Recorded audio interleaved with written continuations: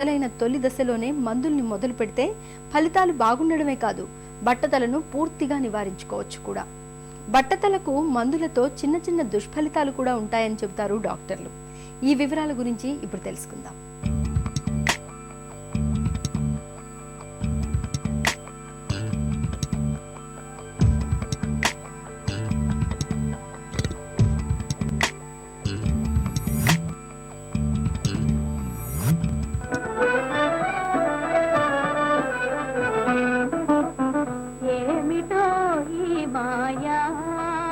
మిస్సమ్మ దేవదాస్ సినిమాలో ఎన్టీఆర్, ఏఎన్ఆర్లు అప్పట్లో కొత్త హెయిర్ స్టైల్స్ కు నాంది పలికారు.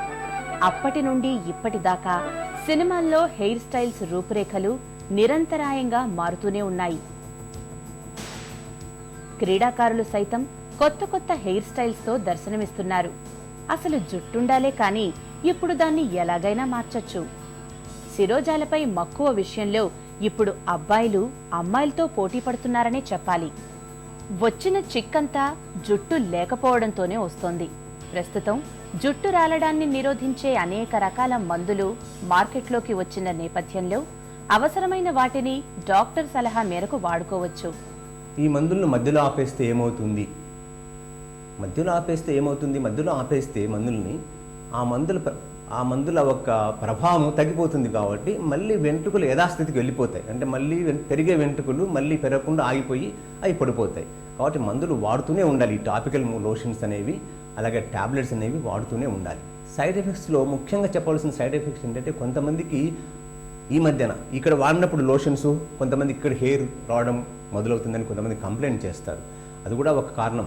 ఎందుకంటే ఒక్కోసారి ఇక్కడ కూడా హెయిర్ రావచ్చు, కానీ అది very rarely it happens. Maybe 10,000 మందిలో 10,000 పీపుల్ ఒక పర్సన్కో, లేకుంటే 100,000 పీపుల్ ఒక పర్సన్కో అలా రావచ్చు, కానీ జనరల్గా అలా రాదు.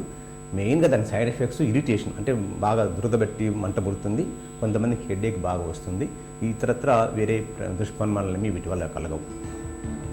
యవ్వనం, బాధ్యతల్ని చేపట్టే వయసు, చదువు, కెరీర్, కుటుంబం, సామాజిక సంబంధాలు, ఇలా అన్నీ ఒక్కసారిగా ముసురుకునే వయసు.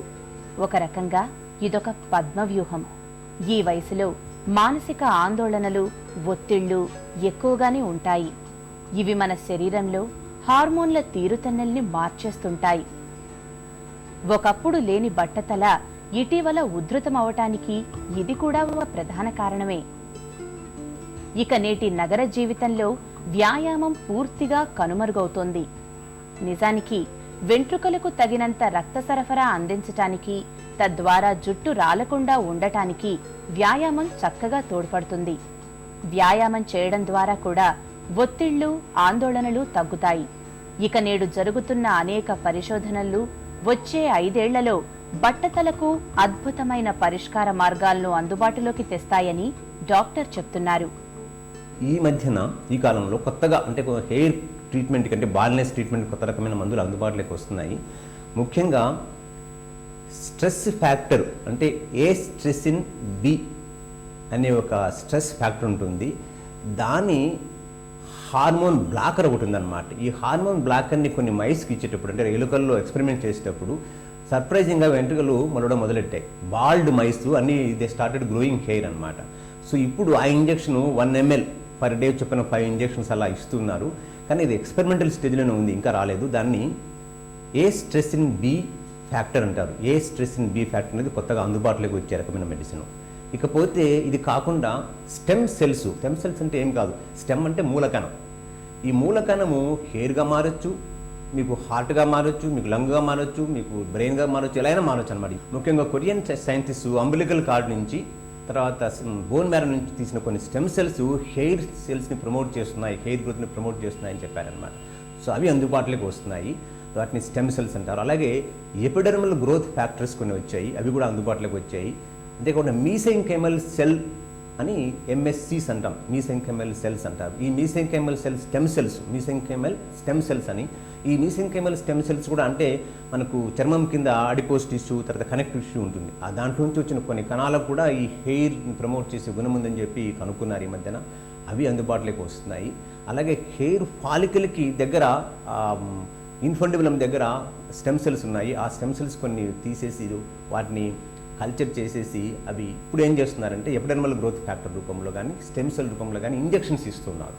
ఆ ఇంజెక్షన్స్ డిఫ్యూజ్ అలెపీసియాకి బాగా పనికొస్తుంది. అంటే మేల్ పార్టన్ బ్యాన్లెస్ కన్నా డిఫ్యూజ్ అలెపీసియాకి చాలా బాగా పనికొస్తుంది.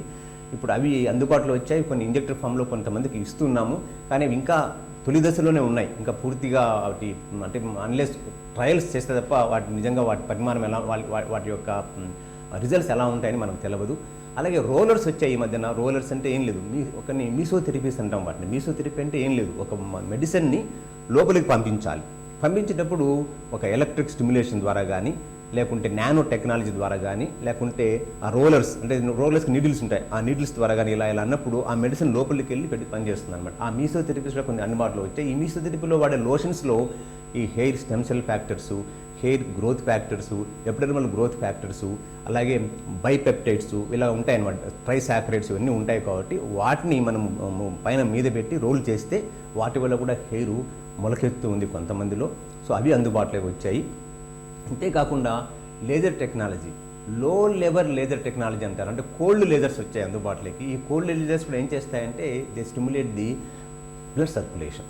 సో అవి కూడా కొన్ని అందుబాటులో వచ్చాయి. దాన్నే LLLT అంటాం, లో level laser technology, cold lasers అంటారు వాటిని. అవి కూడా కొంతమందిలో ఉపయోగపడుతున్నాయి. సో ఇలా రకరకాలుగా కొత్తవి మనకు అందుబాటులోకి వస్తున్నాయి. బహుశా అనదర్ ఒక 5 yearsలో బాల్డ్ పీపుల్కి మంచి శుభవార్తలు వినవచ్చు అని చెప్పి అనుకుంటున్నాము. ఎవరెన్ని చెప్పినా జుట్టు ప్రాముఖ్యతను కాదనలేం.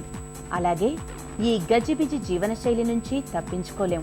కాబట్టి ముందుగా పోషకాహారం తీసుకోవడం, నిత్యం వ్యాయామం చేయడం, మానసిక ఒత్తిళ్లను తగ్గించుకోవడం, కాలుష్యం, కల్తీలకు సాధ్యమైనంత దూరంగా ఉండడం ద్వారా జుట్టు రాలడాన్ని సాధ్యమైనంత వరకు నివారించి బట్టతలను నిరోధించవచ్చు.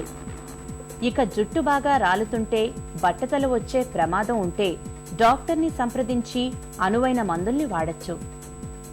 డాక్టర్ల పర్యవేక్షణలో మందుల్ని వాడడం ద్వారా బట్టతలపై తిరిగి జుట్టును చక్కగా ఎలా మొలిపించుకోవచ్చో తెలియజేసే ప్రత్యేక కథనాన్ని చూశాం కదా. తిరిగి రేపటి సుఖీభవలో కలుసుకుందాం. మీ ఆరోగ్య సమస్యల్ని ఈరోజే మాకు రాయండి. మా డాక్టర్లు మీకు తగిన సలహాలు, సూచనలు అందిస్తారు.